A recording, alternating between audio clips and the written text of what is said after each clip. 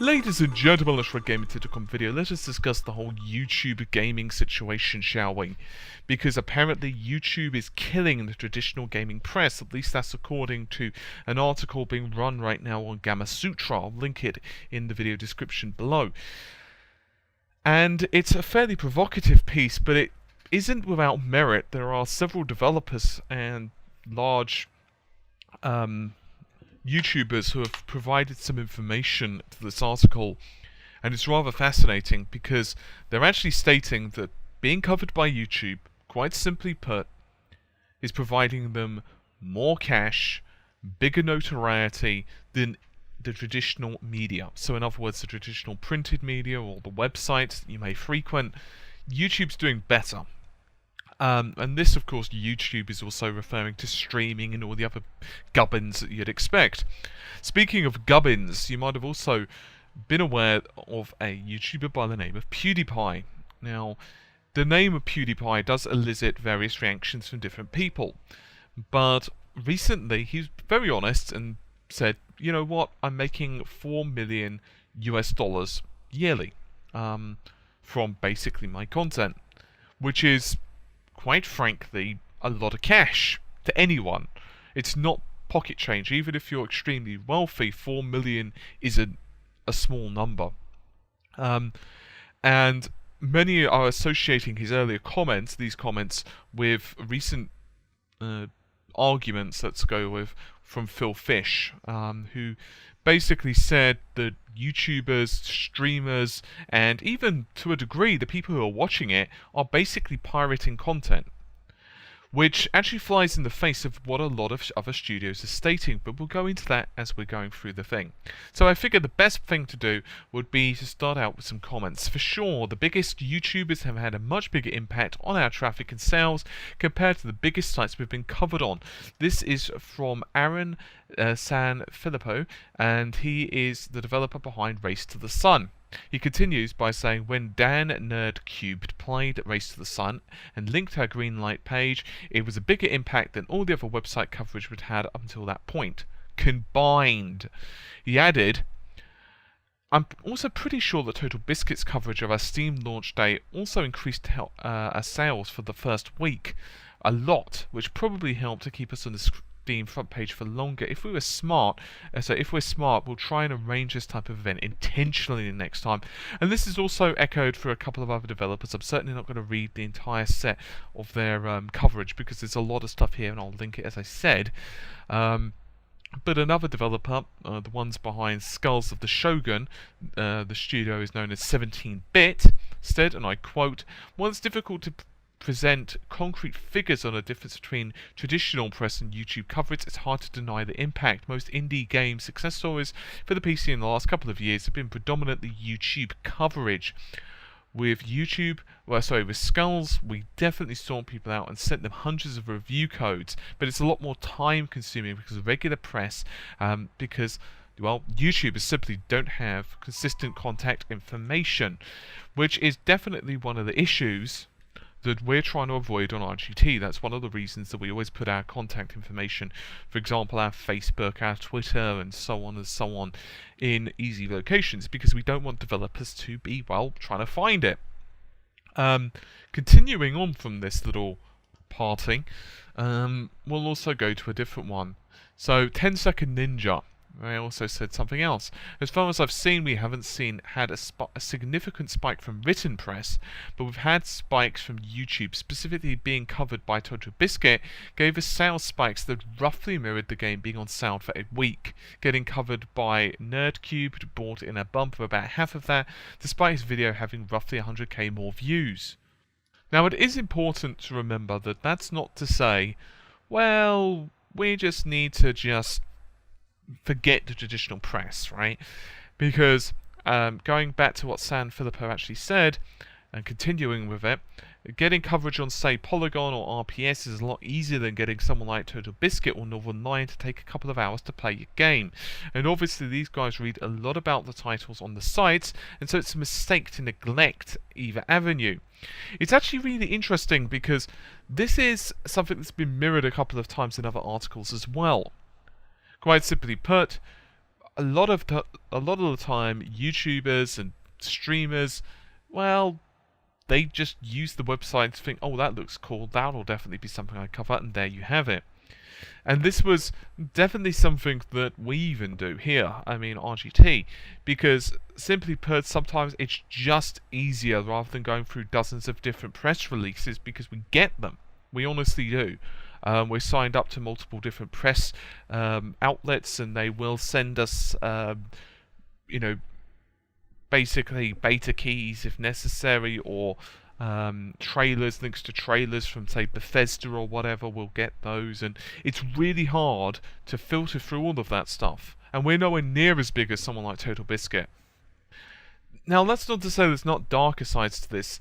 I do think that sometimes, and you've probably heard of the term PewDiePie, this is basically where a game is basically created predominantly and specifically for YouTube to basically look funny on, well, camera. So it's kind of like a symbiotic relationship, right? The YouTuber will be able to act silly and pull in views. The views will translate, hopefully, at least from the perspective of the developers, into more sales. Therefore, the YouTuber is entertained. It gets loads of cash because, well, they're entertaining. People are happy because they get to watch the YouTuber, plus as well they get to buy a cool game.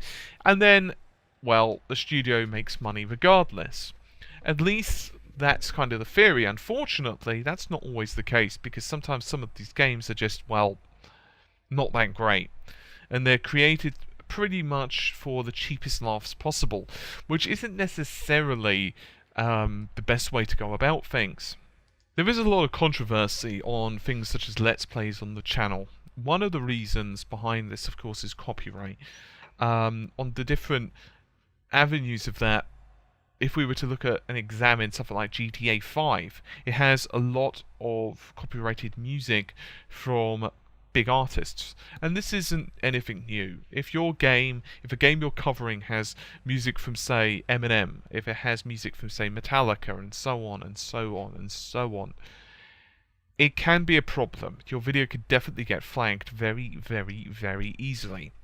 And in actuality, I don't like to point any fingers, but music studios are really overprotective of music. Like 10-second clips can be a really big problem.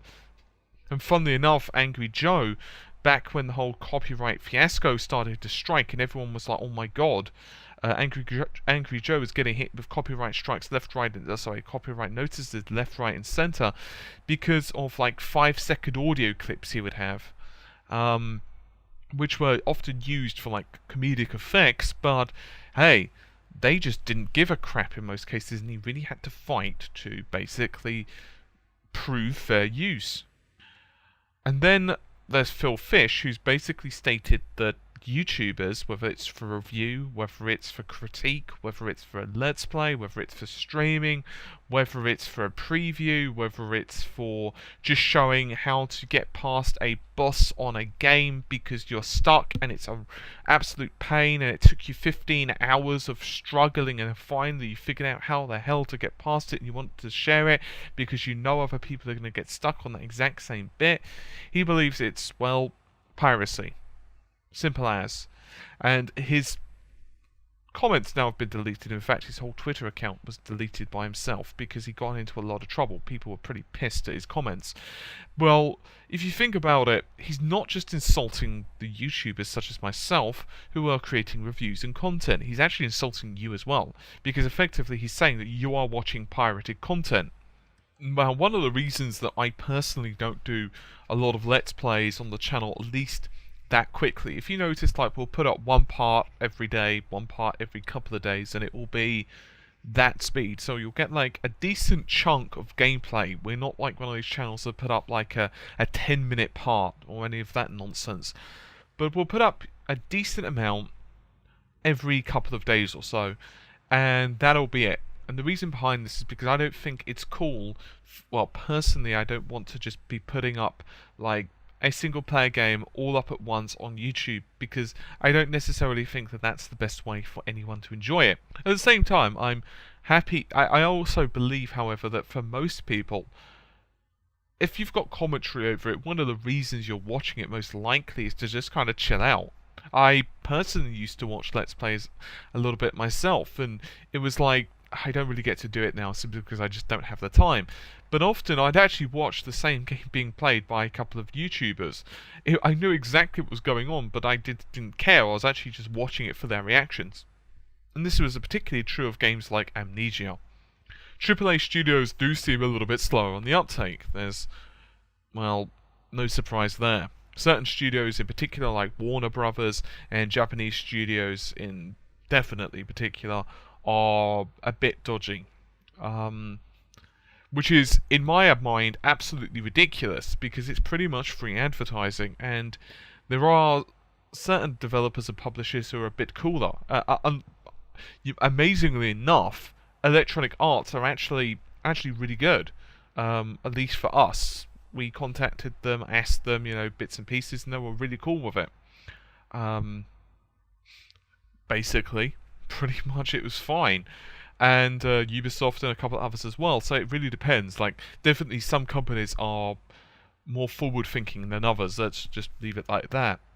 The whole YouTube thing can be a lot of work. It really depends on what we're doing, to be totally honest with you. Like, graphics comparisons, analysis, that type of thing, it takes us absolutely bloody ages. And so do tech analysis and so on, and reviews can take quite a while as well. Because oftentimes it means that we have to play certain sections to figure out, is this a game that we need to play from the beginning and show the basic mechanics? Because I don't like personally showing off a game quite late on, because I prefer not to kind of make spoilers. So is the game better to show early on? Is the game better just to get like an hour in, so that, is there, for example, a ridiculously lengthy tutorial mission? If so, then that's not interesting to anyone. So there are all these different kind of decisions to be made, and I think if it does go well, then hopefully the viewers get entertainment. Hopefully, as well, the viewers understand whether it's a title that they will want to buy. As I said, I don't think traditional press is going to be dead. I don't think we're going to wake up tomorrow morning and see the likes of Kotaku and Polygon and all of these other major websites be a thing of the past. I don't think that's going to happen even slightly.